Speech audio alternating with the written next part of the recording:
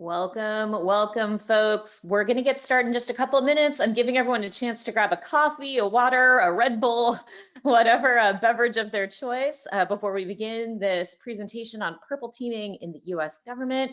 We're so excited you guys are here. Just give us a minute and I'll let Jim take it away in just a second. Hold tight.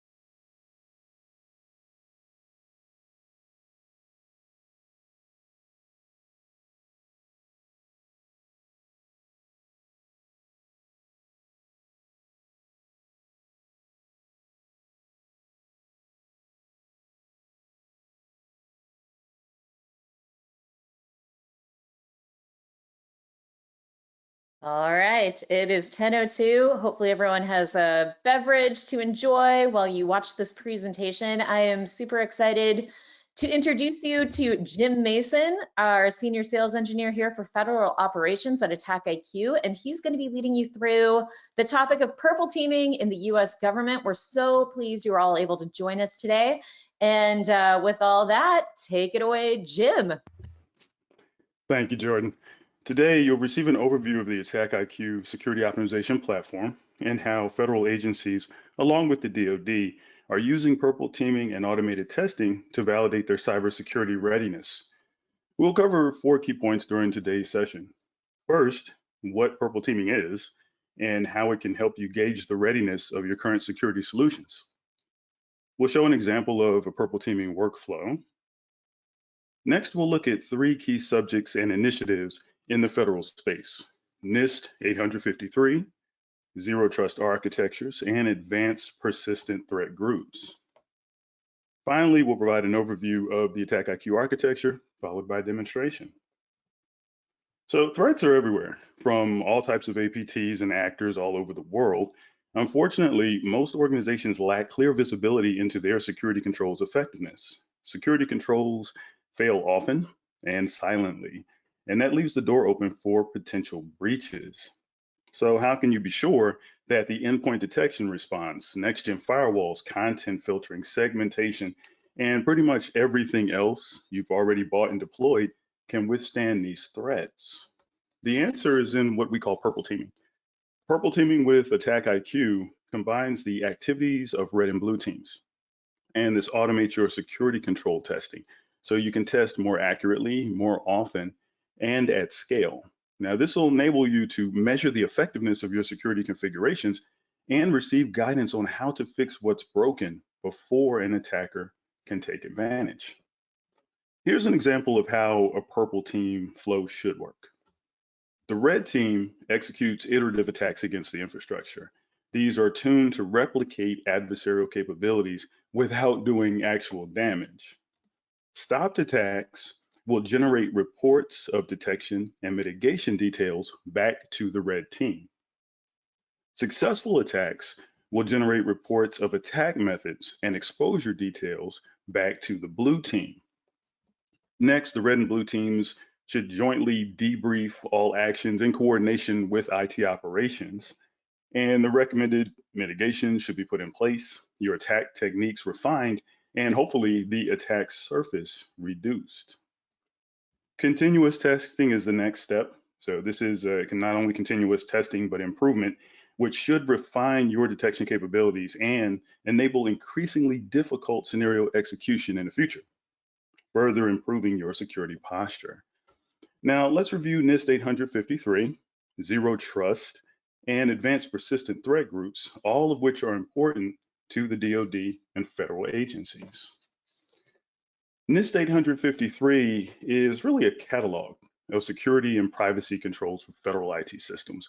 It was originally published back in 2005, and then it was called Recommended Security Controls for Federal Information Systems. The NIST Cybersecurity Framework of 2012 is a simplified version of 853.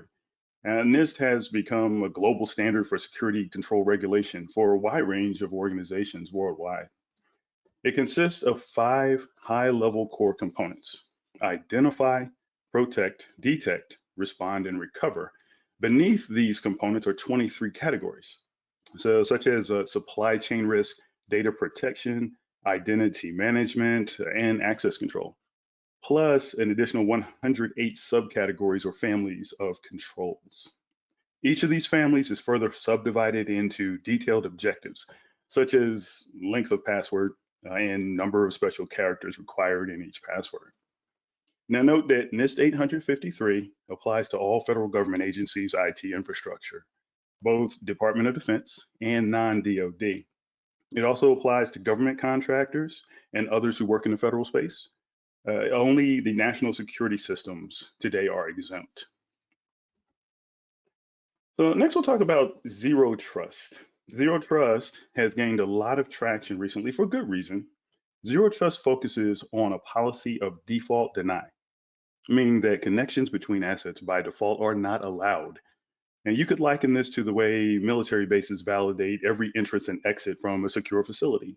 That includes every person, vehicle, and package. Now, military bases actually adopt this posture because they assume that an adversary could already be inside the facility or that a breach might have already happened. This is the Zero Trust mindset. Now, this default deny policy will prevent systems from establishing unauthorized connections. Now, on the market, now there are many techniques that can be deployed to build Zero Trust architecture. One of them is known as micro-segmentation or security segmentation, which maps application dependencies within a data center. It then builds policy walls between the applications, devices, servers, and workloads to prevent unauthorized connections. Now, over and over, we've seen that intruders have used lateral movement tactics to infiltrate data centers and gain access to high-value information. Zero Trust is key to stopping intruders' lateral movements between data centers and cloud environments. With a ZTA in place, an intruder may be able to get access to 3 servers, but not 3,000. So if you look back on some of the recent attacks that have happened, that could have prevented the spread of breaches like OPM, Target, and even SolarWinds. John Kindervag was a former Forrester analyst, and he actually developed the Zero Trust model back in 2010. And at its core, the model is pretty simple. Don't allow anything to communicate on the network unless you know that it should. So that brings us to what we call Zero Trust but Validate. In May of last year, an executive order was passed requiring Zero Trust in all federal networks. This is necessary to protect critical federal infrastructure and intel. However, Zero Trust architectures still require endpoint protection, firewalls, intrusion detection, and so on.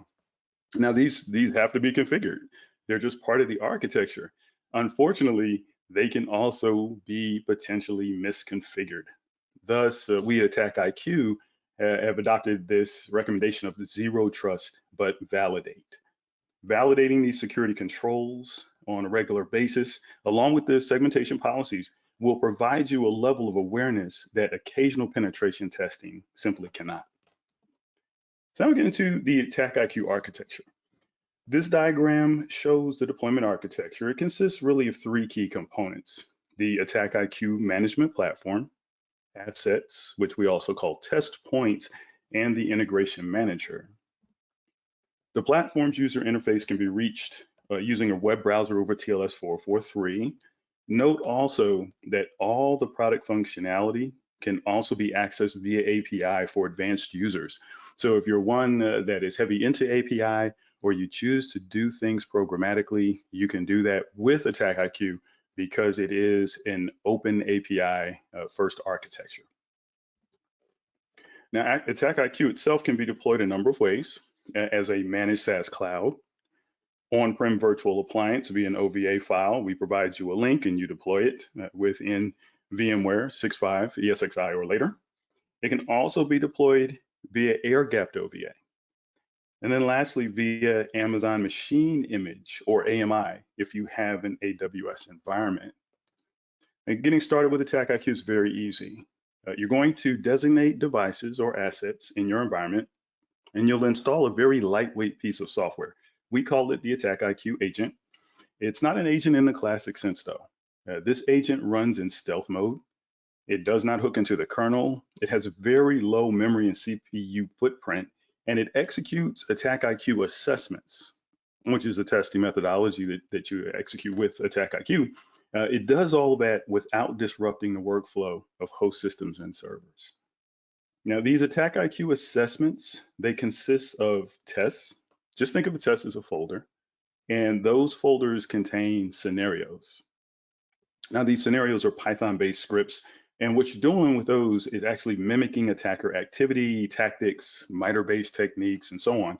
And that enables you to validate or exercise your security controls. Note that the AttackIQ agent runs on a number of different OSs and iterations or distros of those OSs. So there's a lot of flexibility there. The last component is known as the integration manager. And what that does is it communicates with your third-party security technologies via their APIs. It can send details of the AttackIQ assessment activity to your on-premise security infrastructure. So what that means is if you run an assessment, and let's say that assessment has one of the scenarios for ransomware, right? And we try to drop ransomware to the file system. If the security control in the form of your endpoint detection and response that's running, let's say, on your Windows asset, let's make that CrowdStrike or SentinelOne, if it successfully stops that attempted drop, and again, it's done harmlessly, but once that particular exercise is stopped, there should be an alert and a log associated with that emanating from, let's say, that EDR tool. Are those alerts actually leaving that tool? Additionally, are those alerts and logs getting to your SIEM, be it Splunk or Logarithm or even QRadar? So with the AttackIQ Integration Manager in place, you're able to verify these types of communications, and we call that validating your security pipeline. So here's just a little view on just some of the many advanced persistent threat groups that are known to target governmental agencies and the military. Now, purple teaming enables federal security teams and cyber warfighters to gauge how well they are able to detect and prevent attacks by these actors. So we're going to take a look at this in action. AttackIQ, note, is a proponent of testing in production. You can do it safely with AttackIQ. Plus, that's where the real attackers are going to strike after all. They're trying to get into the environment, compromise a machine, grab credentials, move laterally, and everything else that they do. And so it's imperative to really test your security controls in sort of a live fire exercise. You should do it in production. Think of this as a full pads practice or maybe even a dress rehearsal. And it's really the only way to know where you stand. Now, in this environment, you're going to see our VLAN 21 and 22 production networks. We're going to use those for the demo. 2 assets are equipped to run assessments. And we're going to tour the AttackIQ management interface. I'll show you how you can utilize the platform's features. Then I'll show you the actual scenario and assessment content and categories that are included with the platform. We'll visit attack.mitre.org. And we'll research the Deep Panda group. That's one group that's known to target the governmental agencies and the military. And we're going to import the related attack navigator layer that's been curated for that group. And we'll import that into the AttackIQ platform and show you how, just by doing that, you can create custom assessments. You'll see how easy it is to run an assessment on demand. We're going to launch one from our NIST 853R4 template group. And with this single assessment that you're going to see, you can exercise multiple security controls, such as antivirus, credential access, and detection response on the host, along with network discovery, which is something that attackers are known to do once they compromise a machine using tools like Nmap, for example. And you can also test for data exfiltration. Yeah, if an attacker were to find interesting information on a host or a server, could they abscond with that or get it out of the environment? We'll examine some results. I'll show you a reporting example along with a Mitre-based heat map that's available in the web UI.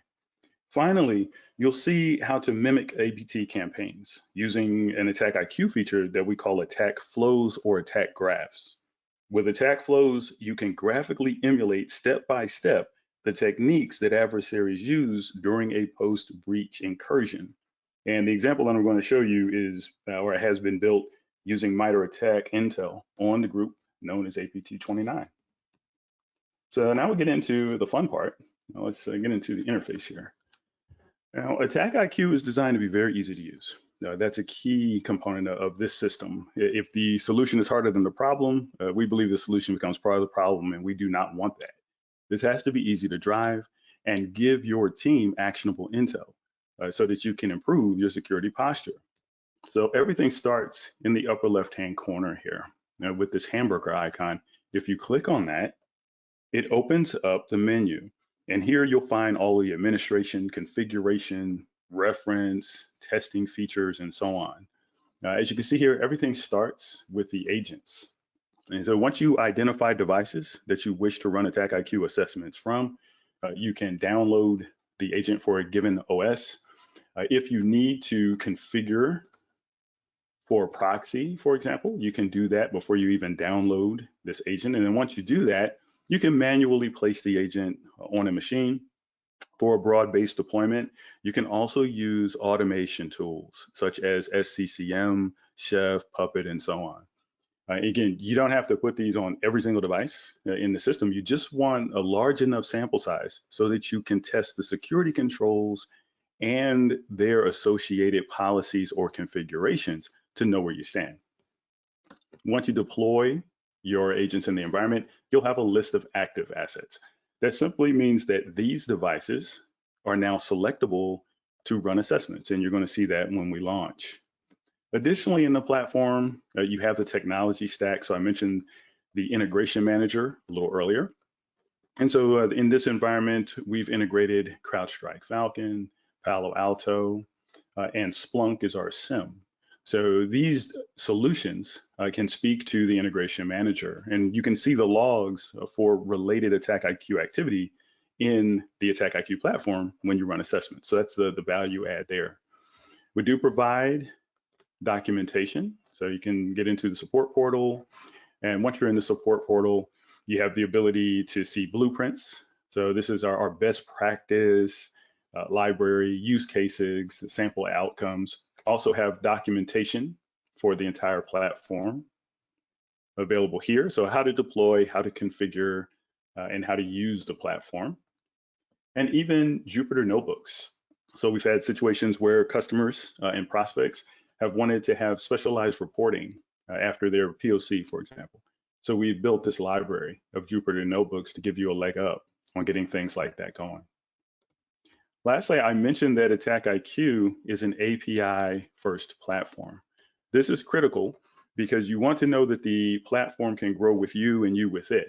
And this is an example of that. So with the API tutorial that's built in, you can come in, again, if you're more programmatic in nature, you can come in and learn how to do these things via the API.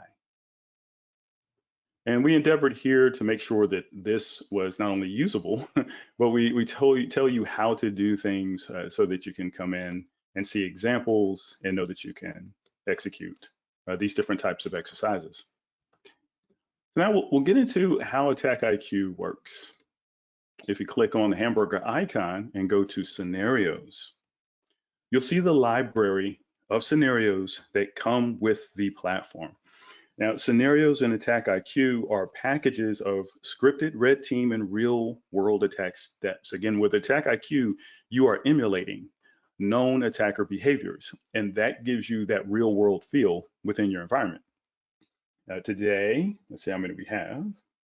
We're over 2,800 now. And I note that because every 2 weeks, we add to this library. And so for updated and freshened content, we do that on the regular cadence of 2 weeks. For new and noteworthy attacks, we will publish special updates. So if something is on the nightly news, we definitely want to have that in this library once we know what the steps are. Within this library, you can filter based on free-form searches. So if you're interested in lateral movement related scenarios, you can come here, click, and then we will filter all that data out.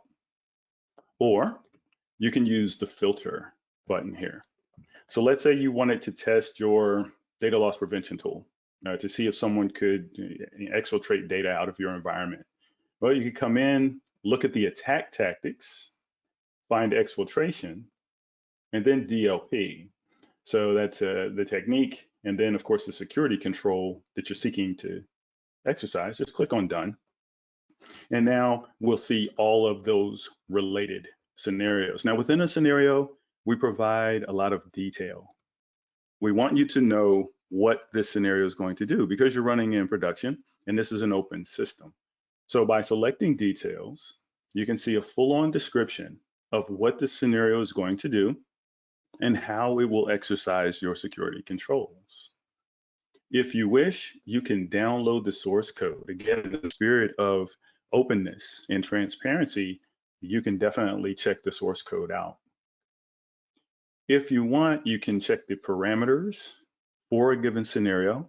And if you wanted to change those parameters for whatever reason, maybe you want to use personal data via an Excel spreadsheet and maybe send 150 entries to test your DLP solution and encrypt it, you can do that. And then save that as your own iteration of that scenario. So what that enables you to do is add to the library. And if you're going to use this over time, this definitely should be an option for you. So you can do that. And if you choose to change it in this way, you will not harm the original source material. So just note that there's a lot of flexibility here with AttackIQ. The last thing I'll note on scenarios is that we will categorize these by environment or OS. So as you can see, different types of scenarios for everything from Windows to various distros of Linux, and even AWS as well. So if you're going down the road with AWS, you have compute in your AWS clouds and you have implemented security controls within that compute, you can come in and test that with the AttackIQ scenarios. And you can even build custom assessments using some of these scenarios. And that leads into what assessments are. So to get to the assessment library, again, you click on the hamburger, go to Assessments and Template Library. And here we have categorized a number of assessments. Again, assessments are the way that you will test your security controls within AttackIQ. And so we have these by categories such as compliance. In the federal space, NIST SP 853R4 is huge. And so we have already broken out our assessments by control family. So we don't want this to overwhelm. Oftentimes, security teams are looking for specific types of control families that they wish to exercise the security controls of. And so we have provided that for you. If you want to see more templates in a given page, you can simply expand and you'll see everything from planning control to response control and so on. We even have one for CMMC, or Cybersecurity Maturity Model Certification. So, and we'll be adding to this one in the future as well. Now, if you want to see what a given assessment will do, you can click on Details. And by clicking on Details, we'll provide a description along with the scenarios that are included in the tests. So you'll know what this particular scenario will do before it even runs as part of an assessment. Additionally, you have security control validation. We have customers that may have a certain EDR tool that's the incumbent, for example, let's say CrowdStrike Falcon. And they may want to bring in a couple of other players in the space just to see what else is out there. And so once you operate in this manner when it comes to POCs, let's say for 3 different vendors, you come in, have each vendor deploy a POC, and then you can test those. So you can run this assessment that has been built based on CrowdStrike's recommended configuration or policy. It should stop all these things. And you can do the same if you were to bring in a Carbon Black or maybe Cisco Secure Endpoint. And there's nothing to keep you from, cross-testing these too. And so we see that that's a common scenario for using this type of platform. Next, we'll go to Mitre Attack, and we'll show you how you can build a custom assessment. So, of course, Mitre Attack is the premier curated source for all different types of attacks and known techniques throughout the cyberspace world. And so, as you can see here on their main page, they've kind of spread these things out over the attack chain. You can see the different primary techniques and then sub-techniques. So if you're interested in checking out a specific group, let's say you're researching Deep Panda, because Deep Panda's become more active, and as you can see here, they have been known to target government and defense, including some other groups as well, financial and telecom. So when you come to the Mitre Attack site, things are broken down not only by group descriptions and aliases and so on, but also the techniques that have been known to be used by a particular group. All right, so from here, you can come in and you can do research and learn all about this particular group. To use this data with AttackIQ, you can reference what's known as an attack navigator layer. So let's click there and go to view. And this will take you to the attack page. Now, initially, if you use this before, you kind of know where I'm going here. It can seem a little daunting, but not really, once you know what you're trying to do with it. I like to come in and set up the flat layout and then show IDs. And as you can see, it lays things out very nicely. Now, the key to this navigator layer is the number of techniques. This is a lot of data. Well, let's say you wanted to use all of this and build a custom assessment in AttackIQ using this data. Well, all you have to do is download this entire navigator layer as a JSON file, and it'll save locally. And then once you're in AttackIQ, in Assessments, Assessment Templates, in the lower right-hand corner, we provide a little Import Template button. If you click there, you can upload the template or Mitre Navigator layer. So this saves for me by default in downloads. There's Deep Panda and open. And if you're into the graphics, you can also add a logo if you found one out there that works. And import template. Now what will happen next is AttackIQ will take this entire JSON file in and create a custom configuration or assessment for you using that data. Now what really happened was AttackIQ took the file, we scanned it for all of the tags or the IDs that are in that file. And if there are scenarios in the AttackIQ library that correlate to any of those techniques, we will automatically cut those over or convert them into the appropriate scenario. So just by adding water and stirring, you've created, just as easy as you saw me do just now, you have created a custom assessment in AttackIQ. And as you can tell, this is 167 techniques.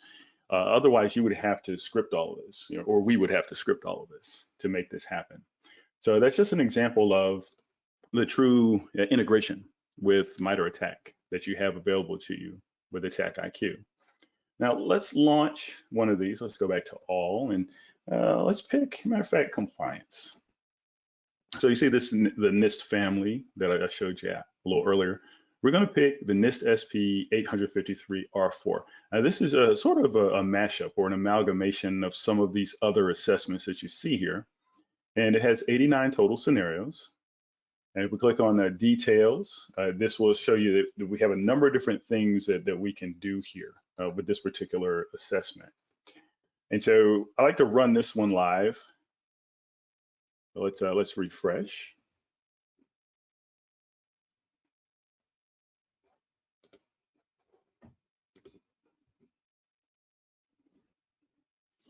And then we're going to launch this one live. There we go.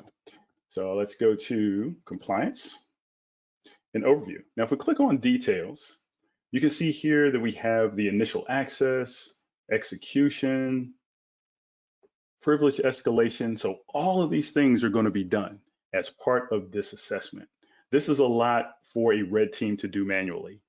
Even the best of teams, this is a ton of work. And that's why something like this is so incredibly important. So we'll cancel out and we'll launch it. To launch, all you do is click on an assessment, create new, and this will take you to a setup page within AttackIQ. And within the setup page, this is how you configure your assessment to run. So anywhere you see that little pencil, you can click there. You can change the name of this assessment. You have other options, such as assigning user privileges. So let's say on the device or the asset that you're going to run this assessment from, let's say it had an attack or an emulation such as DC Sync. DC Sync does not use system level privilege to execute. When an attacker tries to run that type of attack, they're actually trying to leverage another type of privilege they want to find on that machine. So something such as a domain administrator. So you would, with AttackIQ, you would add a domain administrator, and then you would select that as an option. Note that all of your tests are already set to go. And all you have to do is select assets to run. So per our diagram, we'll select 3 and 1, and then apply. And once you apply, this will simply wait a second or two, it'll continue, proceed, and then you can go on from there. And so with this, it's very, very easy to launch. Note also that you can schedule these assessments to run on a regular basis. And I'll show you an example of that. But if you show these assessments and you set them up to run on a regular basis, you'll be able to send a report to your team. And so you'll know that this assessment ran, and then they'll also even get a copy of a report optionally with that. So next, we'll take a look at some results here. I run this NIST SP 853 pretty much every day, as you can see here, at the same time. And the value of that is, once you run an assessment in the environment, and this is definitely critical in the federal space, but once you run these assessments, you begin to run them over time, you can then detect if there are changes or configuration drift in the environment. And so what you see here are how the assessment results are broken down. And so we have prevented or overall prevention here in the middle. Prevented indicates that when you ran or executed a scenario as part of an assessment, that behavior, whatever it was, ransomware, lateral movement, discovery, was unsuccessful. In other words, some security controls stopped the emulated suspicious activity. And that's that percentage. This result is simply determined by the AttackIQ agent and the scenario execution. And anywhere in these widgets, you can see the underlying tests that were run. Now, this number here for detection indicates that when you carried out an attack or as part of an assessment, the underlying scenarios, they were observed in the logs of a vendor product that you've integrated with the integration manager. So in other words, we've seen logs and alerts from these different platforms. So we'll get down into some of the results here. As you can see, each test, as part of this assessment, we have initial access, execution, persistence, and so on. And you can see we've got different numbers here, depending on the underlying scenarios that were run. So let's click on credential access. That's always a good one. Here we have a number of different password and credential harvesting techniques. If you click on details, this will show you the historical run results. So I mentioned a little earlier, one of the value adds to running these types of assessments on a regular basis is that you can tell if something has changed in the environment from a security control perspective. So I kind of break this out a little bit. The gold bar that you see there on the graph represents prevented. In other words, when you ran scenarios, those activities were stopped by some security control. So that's success. Detected has to do with logs and alerts that we're seeing. So as you can see, over time, when you're running these assessments on a daily or weekly basis, you can tell straight away when something has changed because of a precipitous drop, as you see right here. So this was March 31st. My numbers were pretty good in terms of prevention and detection. And then something has happened in this environment because both numbers have dropped. And just by seeing a graph like this, it will visually cause things to jump out to the security team and more importantly to leadership that something has changed in this environment. To drill down into the results, you can come down and you see here that you have for each asset that ran a given scenario, you can drill down and you can get into the activity details. So we call this purple teaming. The red team part of purple teaming was really in the activity details. So this is the part of the scenario that tried to execute a given type of attack. And so these, think of this as a log file for everything that was done. And if we're able to successfully find things, then that tells you that this was not prevented. So what can you do about that? Well, that's contained here in the mitigation recommendations. So think of the mitigation recommendations as the blue team part of the purple team exercise. Within AttackIQ, we'll provide references to show you where to go. And also, we will provide steps for certain types of mitigations. And that helps the blue team to know what to do.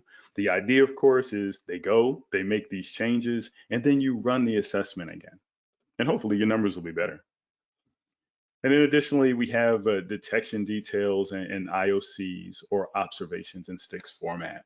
So any logs that we see, you'll see here. And then of course, IOCs as well.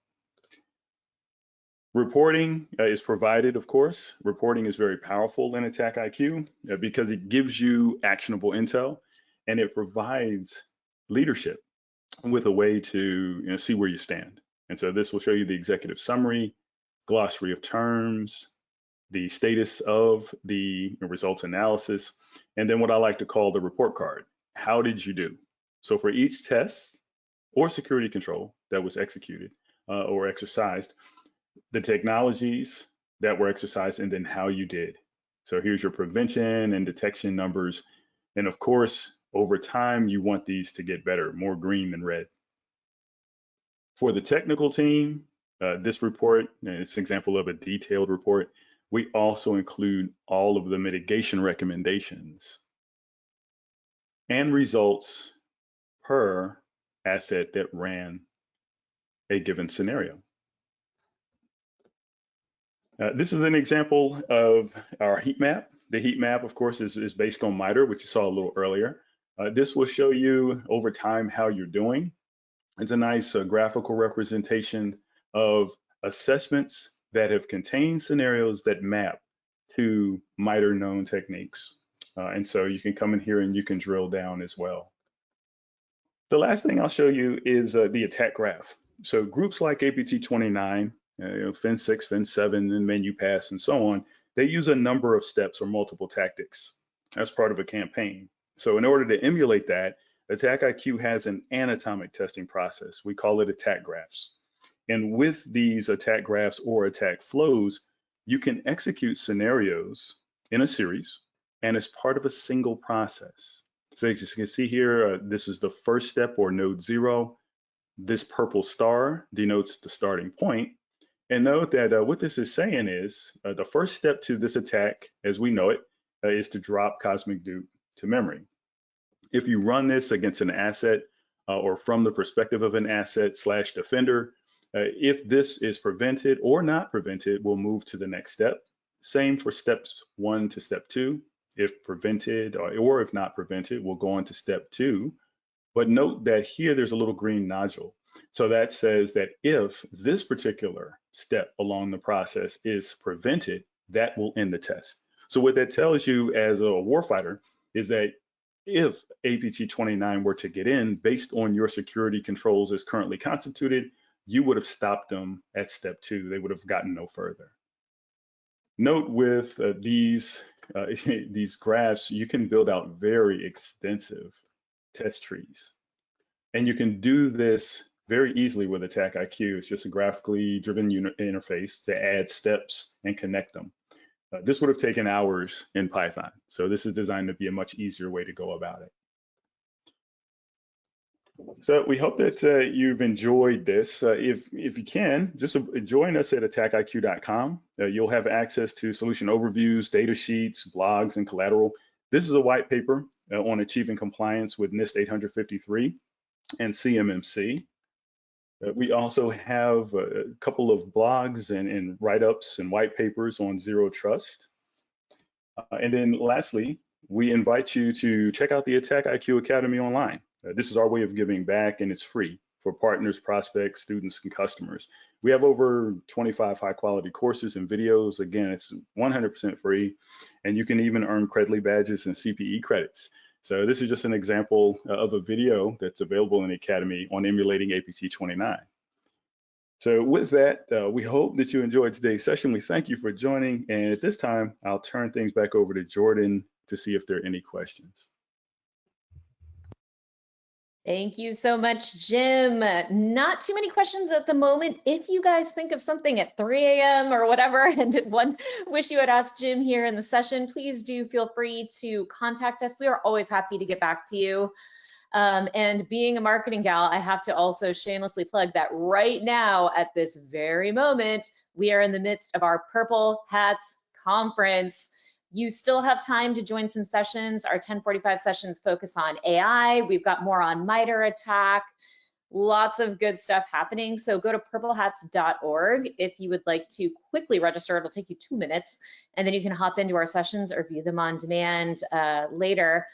But thank you all so much for joining today. We appreciate you being here. And yes, also, Scott, I see this recording will be available. It'll come to you right after we conclude here. It'll be in a follow-up email. Feel free to access this recording again. And if you have any more questions, we are more than happy to help you. Thank you for asking that question. But yeah, join us for Purple Hats right now, guys. If you have an hour or two, you're going to really enjoy the sessions and also a fun closing keynote about how to be a happier person and how to improve your luck, and who doesn't need that? So anyway, thank you, Jim, for this wonderful presentation. Thank you, our guests, for joining, and I hope you have a wonderful day. Be well.